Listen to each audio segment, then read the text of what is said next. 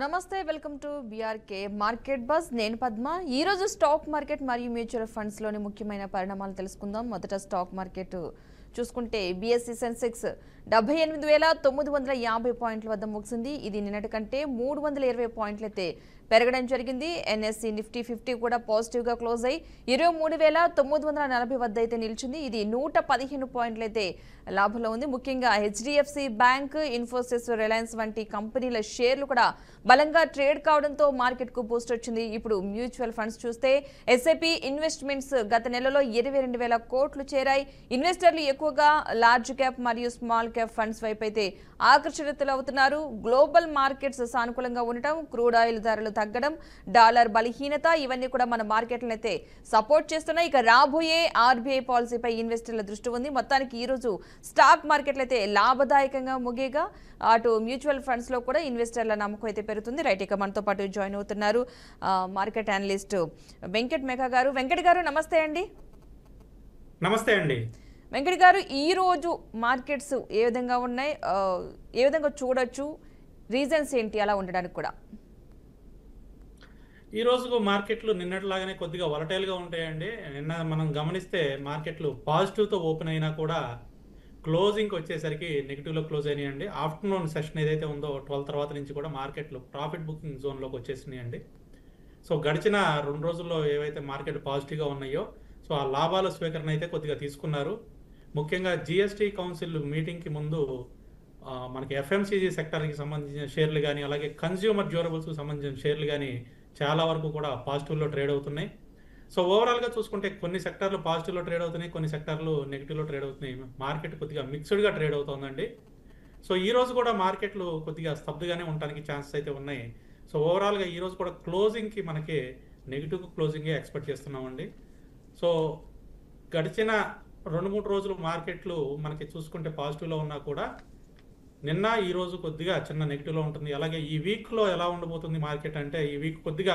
మనకి ups and డౌన్స్తోనే మనకి market అయితే ఉండడానికి ఛాన్సెస్ ఉంది ముఖ్యంగా నిఫ్టీకి చూసుకుంటే 24,860 దగ్గర మేజర్గా రెసిస్టెన్స్ ఉంది అలాగే 24,400 దగ్గర మేజర్గా సపోర్ట్ ఉంది సో ఈ 2 జోన్స్ మధ్యలోనే మార్కెట్ ఈ వీక్ అంతా కూడా మనకి ట్రావెల్ అవడానికి ఛాన్సెస్ అయితే కనిపిస్తుందండి ఓకే అలాగే సెక్టర్ వైజ్ గా చూసుకుంటే మనకి ముఖ్యంగా ఎఫ్ఎంసీజీ సెక్టర్ అలాగే కన్స్యూమర్ డ్యూరబుల్ సెక్టర్ ఈ 2 కూడా చాలా పాజిటివ్గా ఉన్నాయి ఈ రోజు కనుక గమనిస్తే మనకి మెటల్ సెక్టర్ కూడా కొద్దిగా పాజిటివ్గా ట్రేడ్ అవుతుందండి దాదాపు 1.59% పాజిటివ్లో ట్రేడ్ అవుతుంది అలాగే ఫార్మా సెక్టర్ కూడా 1.16% పాజిటివ్లో ట్రేడ్ అవుతుందండి so pharma sector metal sector అలాగే FMCG and consumer durables and health sector ఇవి మనకి ఈరోజు పాజిటివ్లో ట్రేడ్ అవుతున్న సెక్టర్స్ అండి సో ఈ రోజు మనకి ముఖ్యమైన ఇంకొక విషయం ఒకటి ఉందండి జిఎస్టీ కౌన్సిల్ మీటింగ్ అనేది జరుగుతోంది సో ఈ రోజు రేపు జిఎస్టీ కౌన్సిల్ మీటింగ్లో చాలా కొత్త నిర్ణయాలు తీసుకోవడానికి అయితే అవకాశం ఉంది అంటే ముఖ్యంగా మనకి జిఎస్టీ వచ్చేసి స్లాబ్స్ 4 స్లాబ్స్ ఉన్నాయి ఆ 4 స్లాబ్స్ని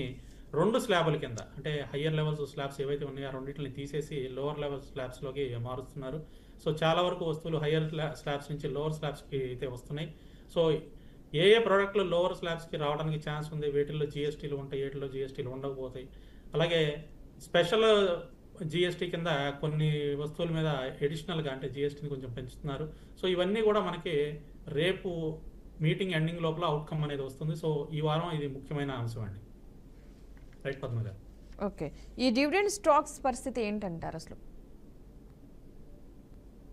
డివిడెండ్స్ ఇచ్చే స్టాక్స్ గురించి అండి అవును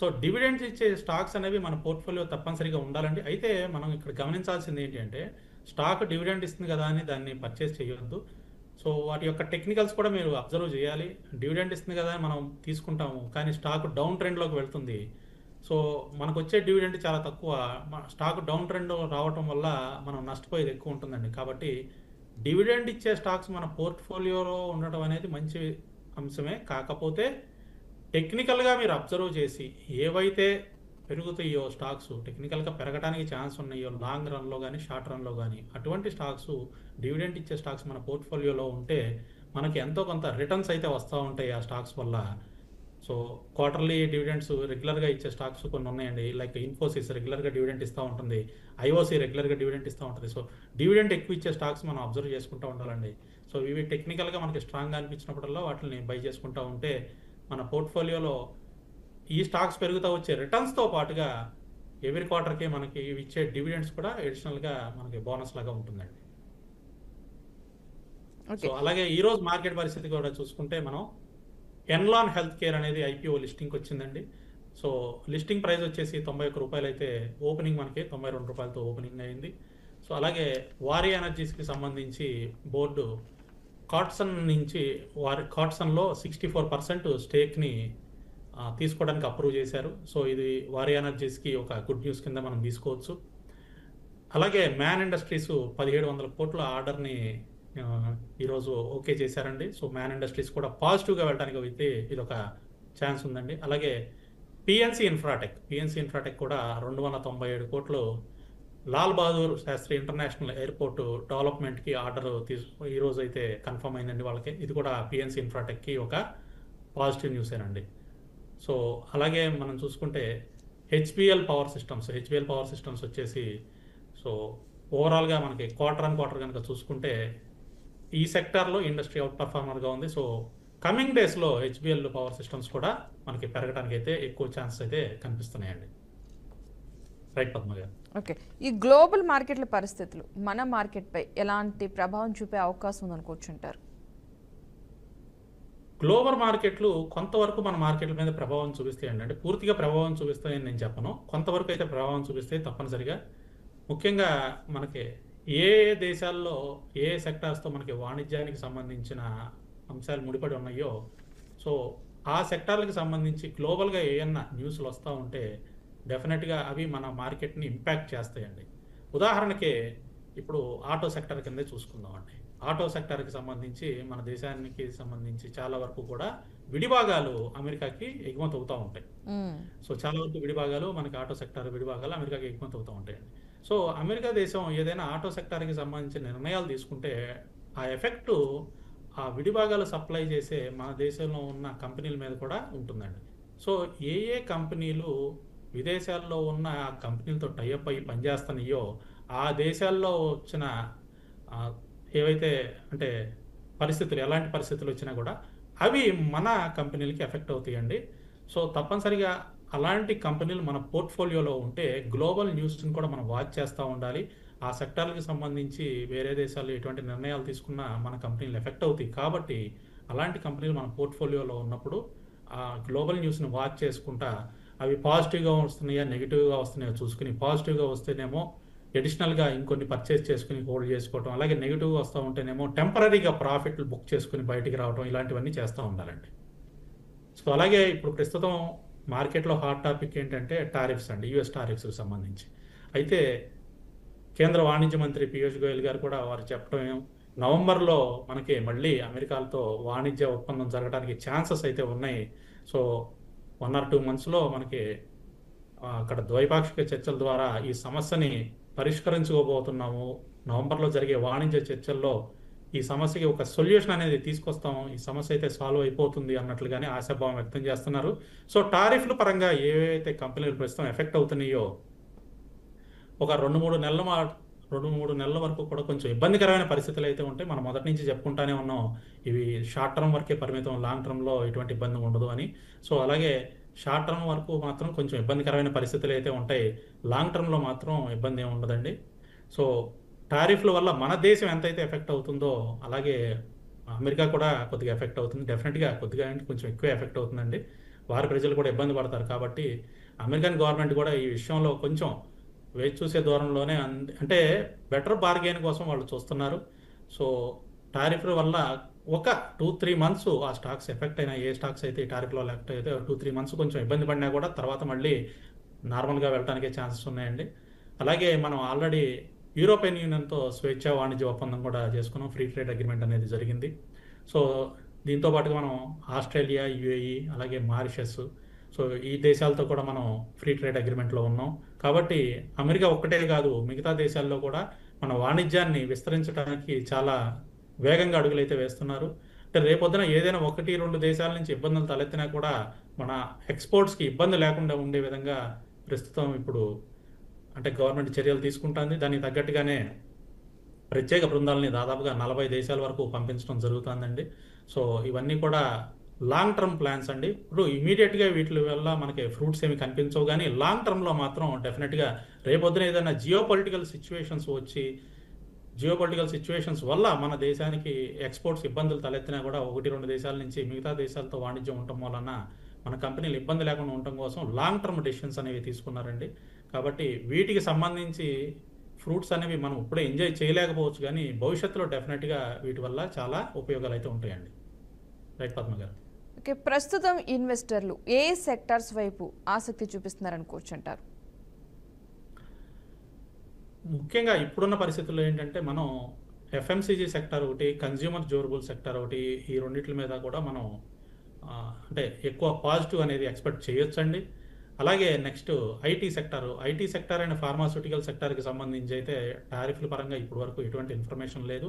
భవిష్యత్తులో కూడా పెద్దగా వీటి మీద ఎక్కువ టారిఫ్లు విధించే అవకాశం ఉండకపోవచ్చు అండి, ఎందుకంటే ఆల్టర్నేటివ్స్ కొంచెం తక్కువ ఉన్నాయండి వీటికి, అగ్రరాజ్యానికి. కాబట్టి ఐటీ సెక్టర్ ఒకటి, ఫార్మా సెక్టర్ ఒకటి, అలాగే దేశీయంగా చూసుకుంటే FMCG sector, consumer durable sector, ఈ సెక్టర్లన్నీ కూడా మనకి కమింగ్ డేస్లో పాజిటివ్గా ఉండడానికి అయితే ఛాన్సెస్ ఎక్కువ ఉన్నాయండి. సో రిమైనింగ్ సెక్టర్లో అయితే కొద్దిగా ఇబ్బంది పడే పరిస్థితులు అయితే ఉన్నాయి. కాబట్టి ఈ సెక్టార్లు అంటే కమింగ్ డేస్లో, అంటే షార్ట్ టర్మ్ కోసం నేను చెప్తున్నాను, కమింగ్ డేస్లో ఇప్పుడు చెప్పుకున్న 4 సెక్టర్లు IT, pharma, FMCG and consumer durables, ఈ సెక్టర్లో మనం షార్ట్ టర్మ్ వరకు కూడా మనం పాజిటివ్ న్యూస్ అయితే ఎక్స్పెక్ట్ చేయొచ్చు.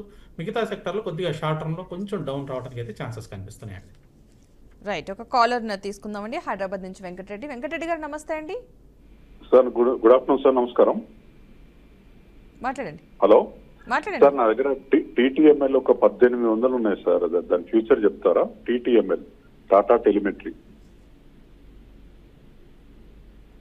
సార్ మీ వాయిస్ క్లియర్గా లేదండి, వాయిస్ బ్రేక్ అవుతుంది.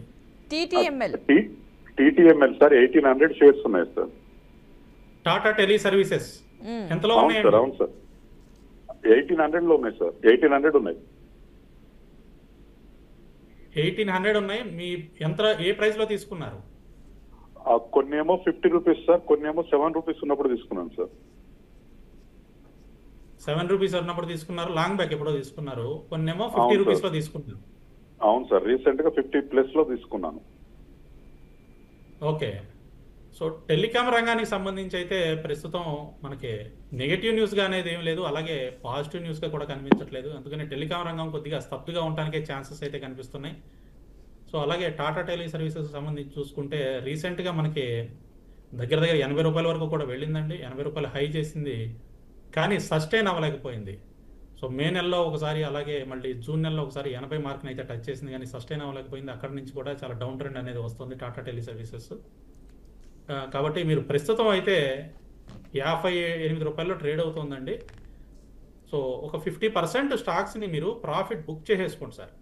టాటా టెలి సర్వీసెస్లో 50% స్టాక్స్ ఏవైతే ఉన్నాయో వాటిని ప్రాఫిట్ బుక్ చేసేసుకోండి. ఎందువలనంటే ఇది కొంచెం బేరిష్నెస్సే కనిపిస్తుందండి. హయ్యర్ లెవెల్స్కి వెళ్ళినా కూడా ఇది సస్టైన్ అవ్వలేకపోతుంది. అందువల్ల మీరు 50% ప్రాఫిట్ బుక్ చేసుకుని హోల్డ్ చేసుకోండి సార్.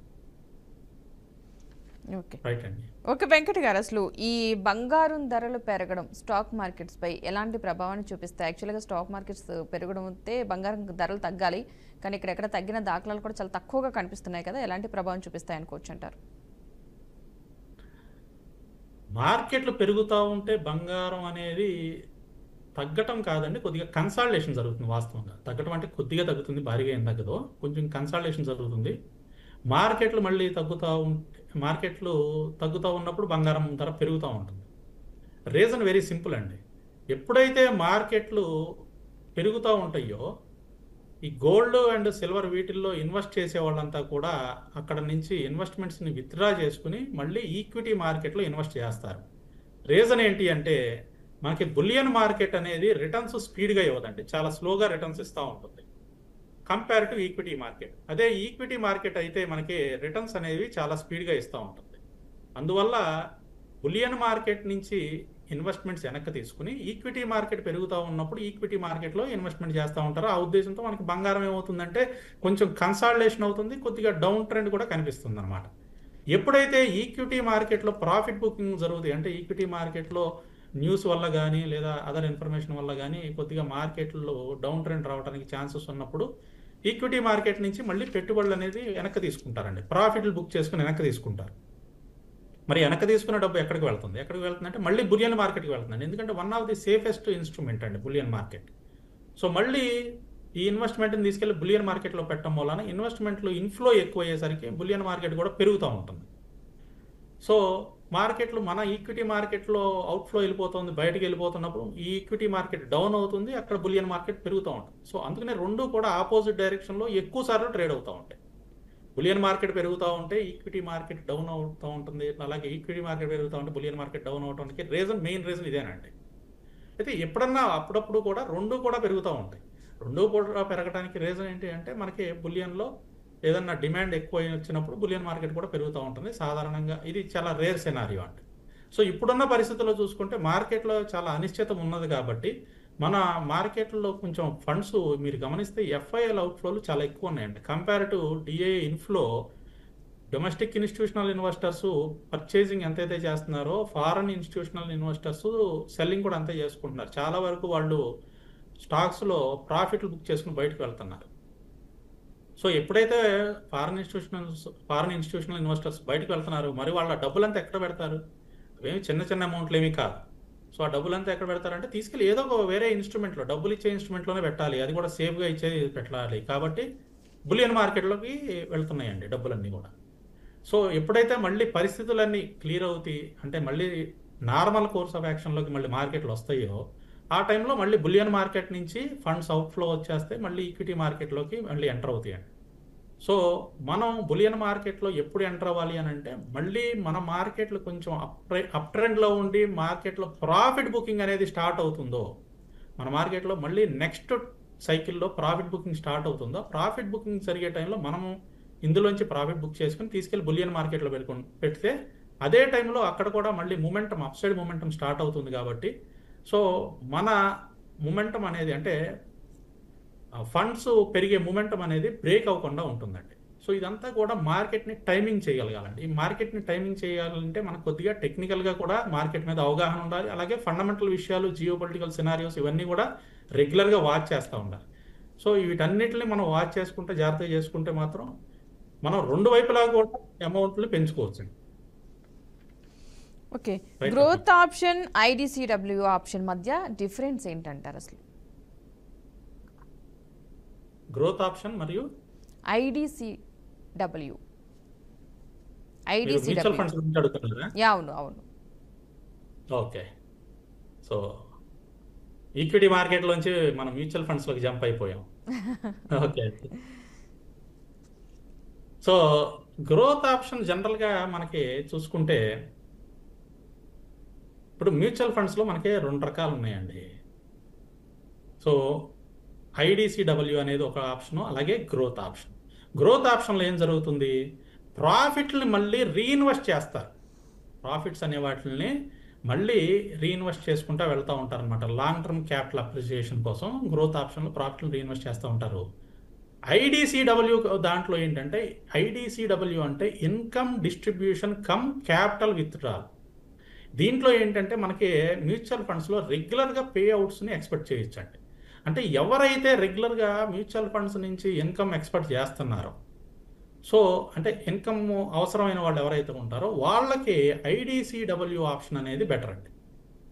అలాగే వెల్త్ క్రియేషన్ కోసం మీరు అంటే లాంగ్ టర్మ్, ఇప్పుడు ఫర్ ఎగ్జాంపుల్ మీ ఏజ్ వచ్చేసి అరౌండ్ 30 to 35 అనుకుందాం ఎగ్జాంపుల్. సో అంటే మీరంటే ఎవరైతే ఇన్వెస్ట్ చేస్తున్నారో వారు, సో అరౌండ్ 30 to 35 ఏజ్ వాళ్ళు ఇన్వెస్ట్మెంట్ చేసేటప్పుడు వారు ఏంటంటే గ్రోత్ ఆప్షన్ని సెలెక్ట్ చేసుకోవాలండి. ఎందుకంటే ఆ ఏజ్లో వారు అదర్ సోర్స్ ఆఫ్ ఇన్కమ్ ఉంటాయి, జాబులు చేస్తూ ఉంటారు. సో వాళ్ళకి ఏంటంటే ఇన్కమ్ పెంచుకునే ఆప్షన్స్ ఏవైతే ఉంటాయో అవి చూసుకోవాలి. సో అందుకని మ్యూచువల్ ఫండ్స్ మనం సెలెక్ట్ చేసుకున్నప్పుడు గ్రోత్ ఆప్షన్ ఎంచుకోవడం వల్ల వాళ్ళు ఈ 35 years నుంచి వాళ్ళు రిటైర్మెంట్ స్టేజ్ వరకు అంటే నెక్స్ట్ ఒక 20-25 years వరకు కూడా మ్యూచువల్ ఫండ్స్లో ఇన్వెస్ట్ చేసుకుంటూ ఉంటాయి. అవి గ్రోత్ ఆప్షన్ వల్ల మళ్ళీ అంటే రీఇన్వెస్ట్ చేసుకుంటా ప్రాఫిట్స్, మనకి మ్యూచువల్ ఫండ్స్లో ప్రాఫిట్స్ రీఇన్వెస్ట్ చేసుకుంటే పెంచుకుంటే వెళ్ళిపోతూ ఉంటుంది మ్యూచువల్ ఫండ్ అని. సో మనం స్టార్టింగ్లో ఇన్వెస్ట్ చేసింది మళ్ళీ ఎండింగ్ వచ్చేసరికి చూసుకుంటే మనం అందుకనే మ్యూచువల్ ఫండ్స్ అడ్వర్టైజ్మెంట్లు అవన్నీ చూసుకుంటూ ఉంటే మీరు ఎస్ఐపి చేసుకుంటూ ఉండండి. ఎస్ఐపి చేసుకుంటూ ఉంటే మీరు పెట్టిన పెట్టుబడికి ఒక 10 years 20 years తర్వాత ఇంత పెద్ద మొత్తంలో వెనక్కి వస్తాయని చెప్తూ ఉంటారు. రీజన్ ఏంటి అంటే based on previous back tested data మీద వాళ్ళు చెప్తూ ఉంటారండి. ఇవన్నీ కూడా మార్కెట్ కండిషన్స్ అన్నీ కూడా నార్మల్గా ఉన్నప్పుడు అని కూడా చెప్తూ ఉంటారు డిస్క్లైమర్లు. సో సాధారణంగా వారు చెప్పినంత కాబట్టి ఎంతో కొంత అయితే రిటర్న్స్ అయితే మనకి పెరుగుతూ ఉంటాయి డెఫినెట్గా. అయితే ఎవరైతే అరౌండ్ రిటైర్మెంట్ స్టేజ్ అంటే అరౌండ్ 55-60 మధ్యలో ఉండి రిటైర్మెంట్కి దగ్గరగా ఉన్నారో వారు ఏంటంటే రిటైర్మెంట్ అయిపోయిన తర్వాత మళ్ళీ ఇన్కమ్ కావాలి వాళ్ళకి. సో పెన్షన్స్ వస్తూ ఉంటాయి. అయితే ఇప్పుడు కొత్త న్యూ పెన్షన్ స్కీమ్ ప్రకారం ఏంటంటే రిటైర్ అయిపోయిన తర్వాత మళ్ళీ పెన్షన్స్ అనేవి గవర్నమెంట్ ఇవ్వటం లేదు. సో చాలా వరకు నాకున్న సమాచారం ప్రకారం మేబీ కరెక్ట్ అవ్వచ్చు, రాంగ్ అవ్వచ్చు. సో ఒకేసారి లంసమ్ అమౌంట్లు అయితే ఇస్తుంది. సో ఇటువంటి వాళ్ళ కోసం ఏంటి మళ్ళీ రెగ్యులర్గా ఇన్కమ్ కావాలి కాబట్టి అలాంటి వాళ్ళు IDCW ఆప్షన్ ఎంచుకోవాలండి. Income distribution cum capital withdrawal option. ఏంటంటే రెగ్యులర్గా మనకి ఇన్కమ్ అంటే మన క్యాపిటల్ అప్రిసియేషన్ అవుతూ ఉంటే ఇన్కమ్ ఏదైతే జనరేట్ అవుతూ ఉంటుందో దాని నుంచి వీళ్ళు కొంత అమౌంట్ మళ్ళీ వెనక్కి ఇచ్చేస్తూ ఉంటారు అనమాట. ఆ పర్సంటేజ్ మనం చెప్తా ఉంటే ఆ పర్సంటేజ్ ప్రకారం మళ్ళీ మ్యూచువల్ ఫండ్స్లో మళ్ళీ వెనక్కి వస్తూ ఉంటాయి మనకి. సో ఇక్కడ మనం చూసుకోవాల్సింది ఎవరు దేన్ని ఎంచుకోవాలి అని అంటే చిన్న వయసు వాళ్ళేమో గ్రోత్ ఆప్షన్ ఎంచుకోవాలి. అలాగే ఎవరైతే పెద్ద వయసు వాళ్ళు ఉంటారో రిటైర్మెంట్కి దగ్గరలో ఉండి లేదా రిటైర్ అయిన వాళ్ళు ఉంటారో వాళ్ళు IDCW ఆప్షన్ ఎంచుకోవాలండి. సో ఇది మేజర్గా ఈ రెండింటికి ఉన్న డిఫరెన్స్. రైట్ పద్మ గారు. ఓకే, రైట్ అండి. థ్యాంక్ యూ వెంకట్ గారు, మంచి ఇన్ఫర్మేషన్ ఇచ్చినందుకు థ్యాంక్ యూ సో మచ్ అండి.